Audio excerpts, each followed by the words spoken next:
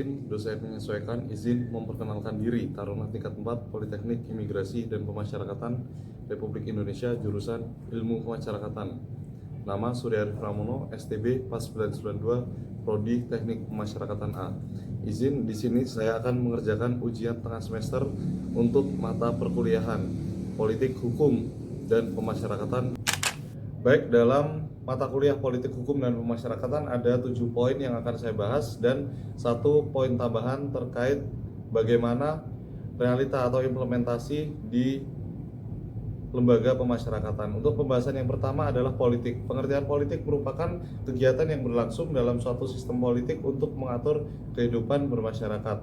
Kemudian ruang lingkup politik meliputi 4 aspek, yaitu teori politik, lembaga politik, partai golongan, dan pendapat umum, serta yang terakhir adalah hubungan internasional.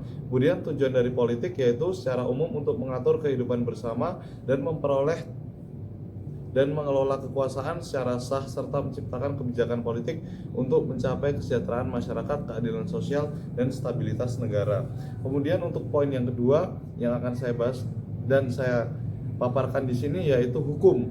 Pengertian hukum adalah sistem aturan baik tertulis maupun tidak tertulis yang mengatur kehidupan masyarakat. Ada juga dijelaskan dalam materi itu unsur dan pengertian hukum menurut beberapa para ahli. Kemudian yang akan saya bahas yaitu ruang lingkup hukum. Yang pertama, hukum sebagai norma, kemudian hukum sebagai perilaku yang mencerminkan praktik nyata dalam kehidupan sehari-hari masyarakat. Kemudian yang ketiga, ilmu hukum dalam artian luas dan sempit membahas teori serta praktik hukum. Kemudian yang keempat, objek hukum meliputi pidana, perdata, dan bidang lainnya. Kemudian apa tujuan hukum? Tujuan hukum yaitu menciptakan ketertiban dan keadilan dalam kehidupan masyarakat secara seimbang. Kemudian poin yang ketiga yaitu pemasyarakatan. Pengertian dari pemasyarakatan adalah sistem pembinaan narapidana dalam lembaga bermasyarakat yang bertujuan untuk membina, bukan penjeraan. Kemudian ruang lingkup pemasyarakatan yaitu yang pertama adalah pelayanan, pembinaan, pembimbingan, perawatan, dan pengamanan yang menjamin keselamatan serta ketertiban di lembaga pemasyarakatan. Kemudian yang ketiga, tujuan dari pemasyarakatan yaitu membina narapidana agar menyadari kesalahan dan memperbaiki perilaku selama menjalani masa pidana agar ketika dikembalikan ke masyarakat dan narapidana sudah siap atau merupakan tujuan dari reintegrasi sosial. Baik, untuk pembahasan yang selanjutnya kita akan membahas bagaimana perkembangan paradigma pemasyarakatan dari penjara pada masa Hindia Belanda, kemudian masa kemerdekaan, kemudian konferensi Lembang yang merupakan titik besar lahirnya pemasyarakatan, kemudian yang terakhir politik hukum pemasyarakatan. Baik, untuk yang pertama adalah penjara pada masa Hindia Belanda. Poin atau pembedanya yaitu pada masa penjara Hindia Belanda bersifat represif dan kejam terhadap tahanan, yaitu kondisi penjara yang tidak manusiawi, minim fasilitas, dan penuh penderitaan. Terdapat praktek kerja paksa bagi narapidana, yaitu contohnya penjara Bovendigel dan Nusa Kambangan.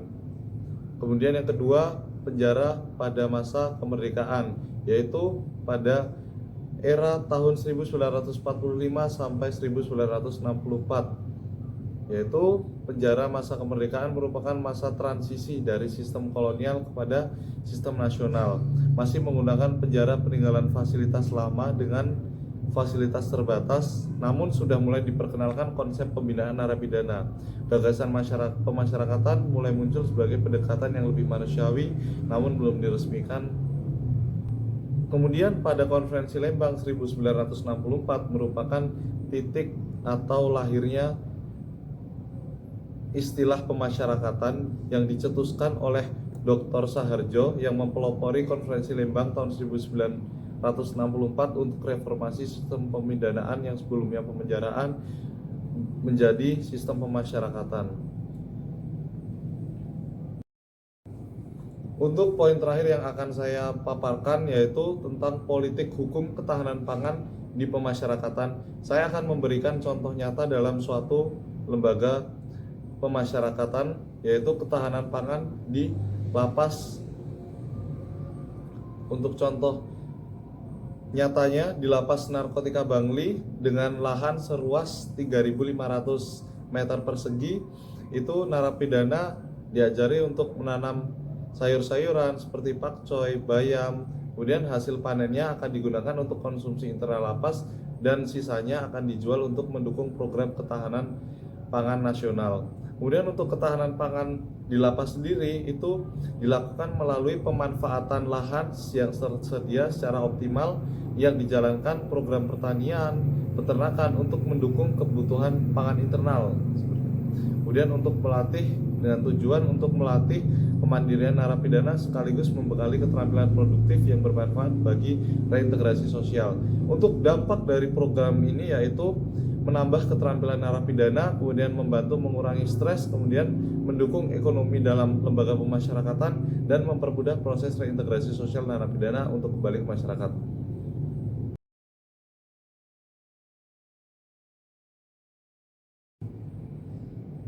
Baik, demikian pemaparan materi politik, hukum, dan pemasyarakatan yang saya paparkan. Untuk perhatiannya, saya ucapkan terima kasih.